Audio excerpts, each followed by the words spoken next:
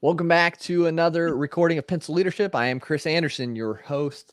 Today we have another amazing guest on the show. He is an author of 11 books on goal setting, leadership, and management, and many executive education and training programs that he's done across many other accolades that he's collected across his career. So we're super excited just to dive in and pick Biagio Sciacca's brain today, or Bill, so I won't have to try to pronounce that every time. Bill, welcome to Pencil Leadership today. Hey, great to be here. Thank you. No problem. Yeah, definitely excited to top in here. A little jealous. I know before we started going live, you said you're in Costa Rica, 89 degrees, looking at the palm trees and pools out. So a little jealous. It's warm here in Indiana, but not that warm. So this is the power of goal setting. It took me a few years to get here, but I did. I live in a little funky little surf town called Tamarindo on the northwestern Gold Coast. So I'm about 10 minutes away from a dozen different beaches. Oh, wow. And I normally frequent one beach a day, not to surf, to walk it. And then I spend some time in the pool. And you know what, my friend? Life is good. Yeah. So why Costa Rica? I'm curious. I don't know. I've been coming down here for about 12, 13 years, 14, 15 years or so on vacations, and I always felt the vibe. I've been to the Dominican Republic, to Mexico, to Thailand. I'm still not sure. Thailand might be it. And then once I'm in Thailand, I might end up hopping over to Cambodia or Vietnam and seeing what that's all about. I can't believe it. God bless her if my mother was alive. And I said, Mom, I'm thinking of moving to Cambodia. She said, Cambodia! Oh my God! You know, now they're great tourist place now. You know, Walter Cronkite's dead. There's no more war. It's all good. That's pretty cool. Yeah, that's exciting. I've joked with my wife about, maybe we should move out and go to Costa Rica or Puerto Rico or somewhere. That's going to take quite a bit to get her on board with that one day, but yeah, that's cool to see. My ex-wife a lot of cajoling too. Notice I said ex. Yeah. Gosh. Well, I'm glad. I mean, you had that going. You got it. So that's pretty awesome. So I would love to hear a little bit more about what you do. Explain kind of that to the audience, and then we'll kind of dive into the traits of pencil leadership that's been along your journey. Well, I mean, over the years, my vision and career focus has morphed quite a bit. I mean, if I was talking to you 25 years ago, I'd be sitting here talking to you about goal setting and the power of success and how you need to do it. And I had that constipated look on my face. But over the years, it's changed quite a bit. And now it's really about what I like to call making your ding in the universe. I want to make my ding in the universe, and I make my ding in the universe by helping other people make their ding in the universe. That's why I send out free videos every single day. That's why I do what I do. You know what? And you know the funny thing is, you know what I found? Yeah, what's that? The money comes in. Somehow or another, the money comes in. You know, it's like you send it out. You send out what you need to the universe, and somehow something opens up, and you're just able to grab a couple of bucks here and a couple of bucks there, and lo and behold, you got a living.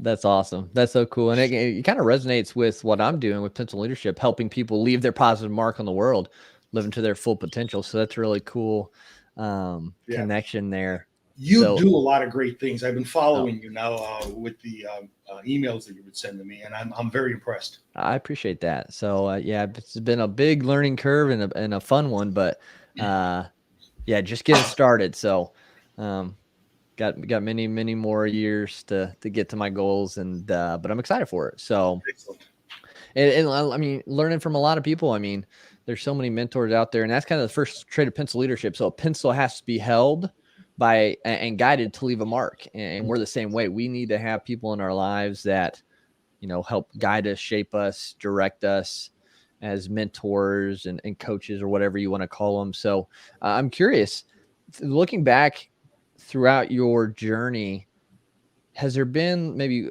a specific mentor that really has played a huge role in your success and it's gotten you to where you've been, or maybe a piece of advice that you were given? Yeah, well, I can tell you about my first one. It was a professor of economics at the school that I got my master's from, Wilkes University. I was an undergraduate. I was a philosophy and sociology major. Don't laugh. In the 70s, we were all hippies. That's awesome. Okay, and this wasn't the 70s. This was actually only about 10 years ago. What happened though after they cut the hair? I noticed there's a hole here. I don't know what happened. Anyway, but I was a philosophy major. I took a job as a juvenile probation officer. Within the span of 3 months, I had a knife, a carpet cutter, and a penis pulled on me. I won't get into that. At least not without a couple shots of Jack Daniels. The end result was I hightailed it back for an MBA. Now, I didn't have any undergraduate courses. So the first course I sat in was Principles of Accounting, which was about as dry as rat dung. And then the next course was Principles of Economics. And I fell in love. Again, philosophy and sociology, social science. Economics was a social science. Dr. Howard Williams literally changed my life. I sat in so many classes of his, just auditing them. And I took some of his courses 2 and 3 and 4 times just because I wanted to figure out how to learn the material better. Anyway, I graduated with my MBA in May of 1982. In September of 1982, I started teaching at the local community college. Guess what I started teaching? Economics. Didn't stop until a year or 2 ago. Wow. Straight span, almost 40 years of teaching economics. Wow. And you have to understand, economics is more than just an academic discipline. It's a method of thinking. You think, it's like getting a degree in law. If you become a lawyer, even if you don't want to study law, it gives you a method of thinking. That's what economics is. Economics literally changed my life. And I absolutely, Dr. Williams died a few years back. He would, in class, a 3-hour class, he would smoke almost 2/3 of a pack of unfiltered Pall Malls. And then he did woodworking without a mask on. Oh, Got wow. lung cancer. Go figure. Anyway, he literally changed the way I think. And you know what I'm happy to say? Many of the principles that I've learned from him back in the 80s that he learned back in the 60s, I taught to my students back in 90s, 2000 teens and so forth. It's just a never-ending process. Wow. So what was the biggest takeaway that he taught you? I know you said economics is a mindset. So what does that look like? I'm shutting my phone off No problem. if you see me doing something here. I want to make sure that we're not disturbed because I like the way this conversation's going. I'm sorry. What was the question one more time, my friend? So with that, you say economics is a mindset and that you learned a lot from your Professor Williams. So what is that? What is that difference that he made in your life with that mindset? He gave me the self-confidence to get in front of a group of strangers and talk. That's the mindset change. Yeah. It just so happened it was economics. All right. It could have been anything, but it just so happened it was economics. I had an affinity toward econ. I never even needed to take notes in the class. It just stuck with me for some reason. But he taught me to get up in front of a room and talk. He taught me self-confidence. He taught me self-esteem. Something I never got off my parents. I mean, God bless them. My parents grew up during the Great Depression. Oh, wow. They never thought the Depression ended. Oh. All right. It was always going on. Even till they died in the first couple of years of this century, there was always a depression. Dr. Williams taught me something different. So how did he go? Did you like meet with him actually like a mentor-mentee relationship or just through his class or was it, what was that like? Before class, after class, Gotcha. I'd call him at home. I mean, we never went out for a beer, although back then it was very easy to do that. Yeah. But now you got to be careful. You can't do that. Yeah, so we just talked about economics, and it was a fantastic relationship. Yeah. Did he ever give you opportunities to speak that helped you with your confidence, or just kind of his motivation outside of class? I never thought about it. I never asked him. He never volunteered. But after I had to give some presentations in some of my graduate courses, and I did it on the theory of the firm, which is a huge component of microeconomics. Okay. And one of the students, they had to rate us on different attributes. On self-confidence, on a scale of 1 to 10, she gave me an 11. Wow. And that all came from him. That came from just having the confidence to get up and talk about something like that. Mm. I mean, economics is pretty cool because most people don't understand it. So even if you make a mistake, nobody knows. Right. Yeah. But I did my best not to make mistakes. Yeah, that's funny. But that's so it transitions into the next couple traits of pencil leadership. The second one being a pencil has to be sharpened so it can have a point and leave a mark. But the sharpenings take part of the pencil away. They're uncomfortable. They hurt. So in your journey, what's been a time that has really kind of been maybe painful or has really shaped you, and in the moment was hard, but looking back you see the positive growth that came from it? I back in the late 1990s and early 2000s, I owned a chain of donut shops Okay. and ice cream parlors. And you might laugh because you go into a donut shop, right? You spend $3.50 on a 2 donuts and a cup of coffee. But by today's standards, those 6 shops and the 3 ice cream parlors would be around the $17 million a year mark. Mm. I also had several other businesses: a car wash, a textbook resale company, a company that recharged toner cartridges. I always did consulting and so forth. I brought at least one, maybe 1.5 individuals in to the business that I shouldn't have. And they turned out to be kind of sycophants, and they really didn't do a very, very good job. One person, I don't know, he just left. Huh. And when he left, $400,000 was gone. And my accountant said, he's got to be the smartest guy I ever met or the dumbest. But I mean, we had 14 bank accounts. I couldn't find a penny missing, but it was gone. I had to throw everything into bankruptcy. I lost $1.2 million in properties, another $500,000 in cash. I had nothing. I had $10,000 left. I was living in my grandparents' house, who had died decades before. The house was worth about $35,000. So you could imagine this wasn't exactly Buckingham Palace. I had $10,000 left to my name, and I got a call from my payroll processing company. And he said, Bill, you have one more payroll. I know you're bankrupt. If you want to make this last payroll for your employees, wouldn't be a bad idea, but it's up to you. I said, how much is it, Tony? He said, $10,000. So I sent him along my last $10,000, and that was it. However, if it wasn't for that, I never would have accepted a full-time professorship at the university that I taught at. And I never would have written my first book in 2012 called Gold's Book, or its sequel, Gold's Book 2, or any of the other books that I've written, or I never would have taken this consulting company worldwide as I did.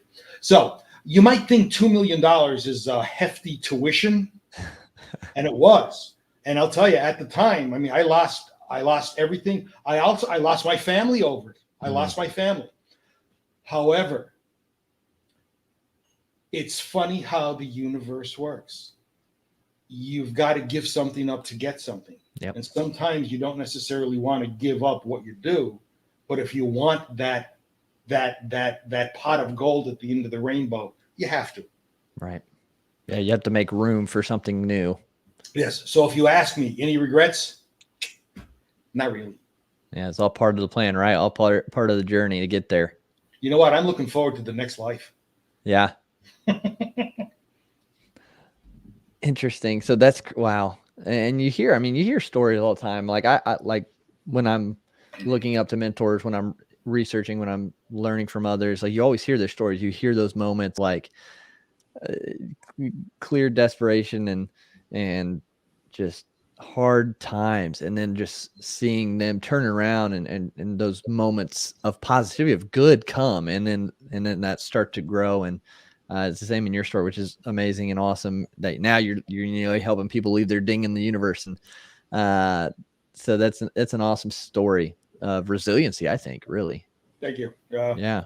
Yep. Had its moments, but it's for sure. For sure. So I'm sure along that journey, so getting into the third trait of pencil leadership is that pencils, they have erasers, and they have an eraser because, the pencil's not perfect and the guide's not perfect, and they're going to be mismarkings, and they're going to have to try to fix those mistakes and learn from those mistakes so they don't do it in the future. So same with us. I'm not perfect. I've made plenty of mistakes and will continue to make mistakes along my journey. besides bringing those business partners who were not the best into your business, is there any other moments that, not regret, but mistakes you made that you had to work at correcting outside of that business mistake? Wasn't that enough? It was a $2 million mistake. I mean, Right. what do you want from me? Yeah. I'm only kidding you. No. Yeah. There were a couple of different paths that I kind of wish I took. Like, you see that guitar in the background? Mm-hmm. I used to have 18 guitars. I had a little recording studio in one of my houses. I had to get rid of them. My ex-wife was threatening to break them. I wish I spent more time actually with the guitar. I actually took a couple of years of classical guitar lessons, and I was getting pretty good at it. And it's to the point that I kind of wonder. I read a book by Robin Sharman called what was that called? The Monk Who Sold His Ferrari. Oh, wow, and he taught them there about a CPA that became a jazz guitarist. He left the financial world to become a jazz guitarist. I mean, obviously, he's not making anywhere near the kind of money that he was making, but he's happy. And I keep thinking, would I have been happy as a classical guitarist? I know I would have been happy in rock and roll. I mean, just the booze and the women that did it. But the fact is that I would have been, and it would have been nice to explore, and I didn't give it enough time. Mm. So, I mean, if there's a moral to your that I could give to your audience. Yeah. Search your pathways, search your roads as deeply as you can until you realize that you can't go any further. I never did that with guitar, and I wish I did.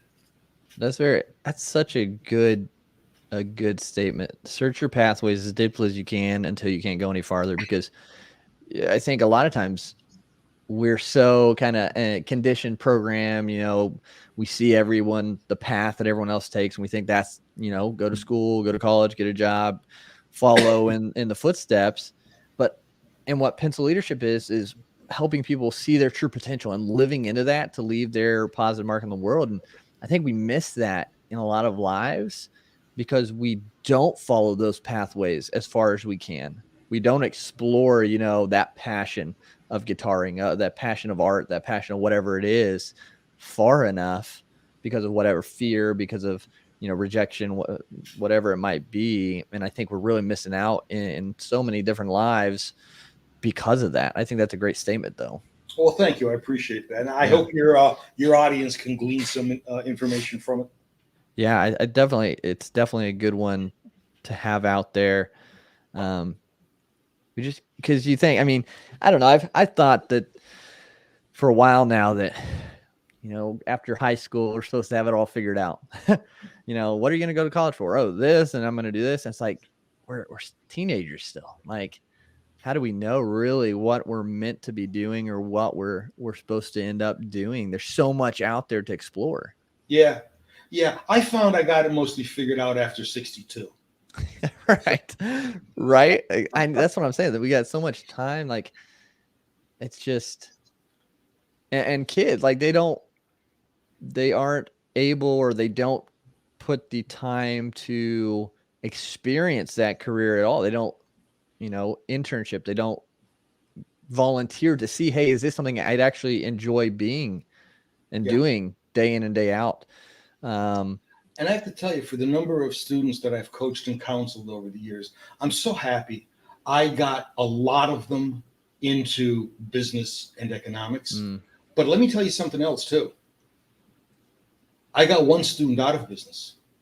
I talked to him very frankly. He quit the university, went to a trade school, and became an HVAC mechanic. Another one became a diesel mechanic at the same trade school. And I had one leave to join the CIA, not the Central Intelligence Agency, the Culinary Institute of America. He became a chef. I've been cooking Southern Italian food since I was 5 years old. He used to come into my office, and we would talk about how to make the perfect lasagna noodle. And so you helping people does not always mean that you are going to help them along your path. You got to help them along their path, even if it's uncomfortable for you. Yeah, I think that's a very good point, because not everyone, that's not everyone's strength. That's not everyone's path to start a business. It's, you know, again, going to the strengths, going to their passions, going to what they're created to do. And that's really neat. You're able to do that direct and guide in those, you know, hey, this isn't for you, but your strengths are here. So why don't you explore that? I think that's a really, really good mentor right there. Well, we do our best. That's how we make our ding in the universe. Yeah, Helping absolutely. others make their ding. For sure. And I think a lot of it comes to, you know, the character we have too. I mean, you could have, I mean, you didn't, which is great. You could have just been like, oh yeah, let me show you how to do this, and you know, take the paycheck and everything, and kind of force them in, force a round peg in a square hole. But that's kind of a testament to your character, and that's the fourth trait of pencil leadership. Is a pencil, you know, it doesn't matter what it looks like on the outside. It's the lead on the inside that leaves the mark, and that's the most important thing. And it's same in our life. Our character, our heart, our soul, our spirit, whatever is on the inside comes out. You know, our mindset, that's what comes out and leaves the mark in the world. And so with that, like, what are some values that you really hold to a really high standard when you work with people, when you connect with people? What are those? You know, it's funny you say that. Wayne Dyer did an excellent talk about that. He said, what do you get when you squeeze an orange? And, you know, the obvious answer is orange juice. So you don't get apple juice on Tuesday. You don't get grapefruit juice before noon. Whenever you squeeze an orange, you get apple juice. That's what comes out of an orange when you squeeze it. What comes out of you when you squeeze you? Yep. And that's important. What comes out of us?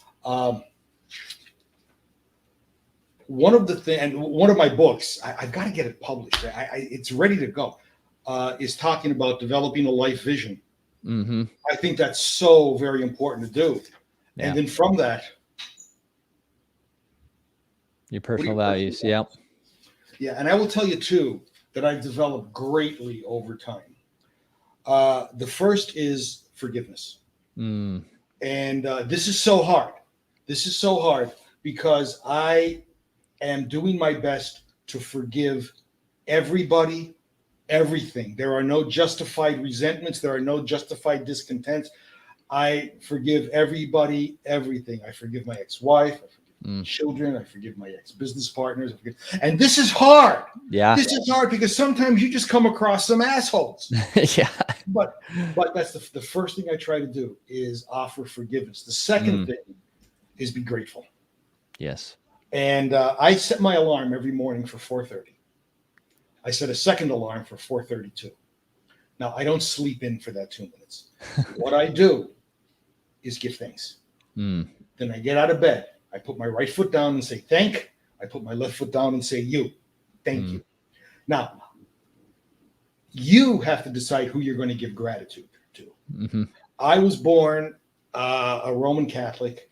I guess to a large degree, I still am, except all the churches in Costa Rica are locked up, so you can't get in.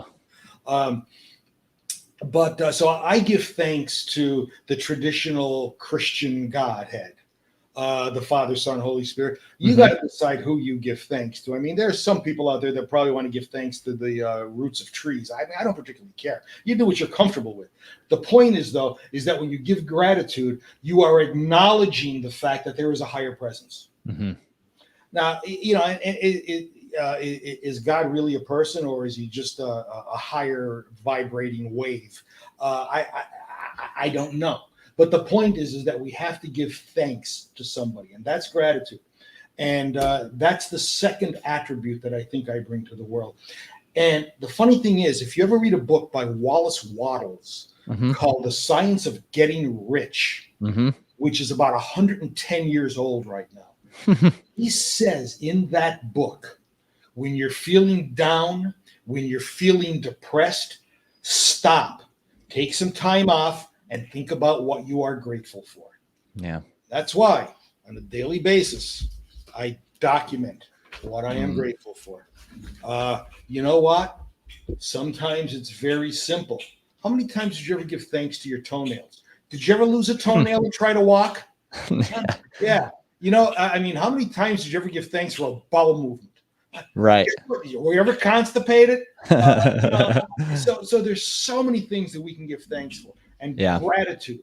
And funny thing is, gratitude and forgiveness are two sides of that same coin. Because as you become more grateful, you realize that that person really isn't an asshole. They're on their own heroic journey, just like you are. Yep. And as the Zen masters say, the beginning is actually the end. Wisdom occurs, and we're all on different paths to go from the beginning to the end. Yep. Wisdom occurs when we realize that the end is the beginning. Aha! Chew on that for a while. Yeah, that's a good one. It's funny. So I just had a conversation the other day about that kind of same thing, and how if we can be grateful in the moments for what's going on and see people as people, and kind of put ourselves in their shoes a little bit, or try to, that empathy comes, and then it kind of helps us to heal and move on, because the forgiveness isn't for them necessarily. The forgiveness it's for us to be able to move forward, and let go of that weight and kind of have that peace. And so I think those are really two good values to have in life, from your perspective, for sure. I think I'm with you on those two 100%. Excellent. And I just read an interesting abstract from Harvard University about leadership characteristics. What's quickly emerging as the number one leadership characteristic? You just mentioned it: empathy. Who'd have thunk? Right? I mean, think about that. I can remember doing my doctoral research 25 years ago. And some of the information on leadership, you talked about dedication toward a vision, action steps to move you forward. Empathy, worrying about what the little people underneath you think about? Never. But yet it's emerging. Our world is really on the cusp of making some very, very gigantic awareness changes. I'm actually I look forward to get up every morning. I just wondering what's happening out there. Yeah. It's an interesting shift and change, and in a good way. I think being able to, again, just kind of put yourself in other people's shoes and have that empathy towards them. And I think once we can do that, and once we can have that transparency of like, hey, I did screw up, like, let's work through this. I apologize, move forward, and have that forgiveness piece, and then grateful for the chance to learn and move forward. I think it all will shift a lot of things for the better. Yeah, it's happening. It's happening. Yeah. So maybe we'll hear Zuckerberg come out and ask for forgiveness about something later. Who knows? If you've been following that at all for Facebook. You know what? There's, like I said, sometimes it takes a lot of work to forgive people. Yep. But oh no, but no, I'm with you on those two. Those are really good ones, and I'm glad to see more of it in the world. But coming kind of full circle with it, with pencil leadership, the fifth trait being a pencil is created uniquely to write on different surfaces. It's different than a pen or a paintbrush, and it has that unique ability to leave a positive mark. And same for us, to leave our mark, to leave our ding in the universe, however you want to put it, by our abilities, our talents, our certain traits that only we have. So with that, on your journey, when everything is said and done for you here on Earth, what do you hope your ding, your positive mark is on the world? Yeah, it's an interesting question, because Christianity and Eastern tradition have some very, very distinct differences, and the biggest is being reincarnation. Okay. So you kind of wonder, are you going to come back as a different person, or are you just done and God's going to say, hey, you did a great job, come on in and have a beer, or you really sucked, just go to hell. I don't know. I can tell you this, that I don't know how I am going to be judged at the end of my life. All I know is what I am doing every single day. Yeah. That's it. And I'm doing everything that I think I can do on a daily basis to make my ding in the universe by helping people like you and your listeners make their ding in the universe. Yeah. Every day I put out a short video. It's a membership called the 5-Minute Motivator. It's free. And you realize what it takes to put out a 5-minute video on a daily basis? I mean, it takes me an hour or two to research. It takes me an hour to condense it down, and then condense it and recondense it and recondense it. And then to get it down to, I say 5 minutes, but more like 4 minutes, just to keep it on the shorter side. It takes a lot of work. And I offer that for free. And I do it primarily because that's my way of saying this is the way I'm going to make my ding in the universe, by having you make your ding in the universe, so that hopefully when I die, Jesus is going to say, come on in and have a beer. Yeah, that's awesome. No, I think, and it shows like you're giving, you're kind of, extending that hand, open that hand up to be able to receive back. So, leaving your mark by just helping other people leave their mark, leaving their ding on the world, and such a noble mission. And it was really great to connect with you on here about that. I know you mentioned your 5-minute motivator membership, and that link will be in the show notes for those listening. But where else can people find and connect with you if they want to, pick your brain, learn more about you, or anything like that?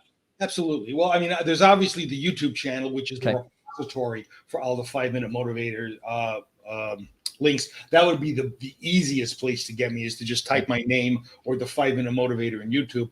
But my company is Intelligent Motivation Incorporated. Perfect. Okay, that's the name of my company, Intelligent Motivation Incorporated. My email is very simple. It's bill@Intelligent Motivation Incorporated. .com. I mean, the end result is, if anybody wants to reach out to me, they can. I had spent a voluminous amount of time on LinkedIn. I've got about 17,000 first level connections. So LinkedIn is another place to get a hold of me, Biagio Sciacca. Reach out to me. Let's talk. It would be a pleasure to talk to you again, my friend, Absolutely. or to any of your listeners. Absolutely. Yeah. Everyone, make sure you get connected with Bill and just see what he's up to, and just learn from him as he puts out that free content. And again, Bill, thanks so much for being on Pencil Leadership today. My pleasure. Can I go swimming now? Absolutely. Yeah. I hope you enjoy it. Thank you. Yeah. Talk soon. See ya. Bye-bye. Bye-bye.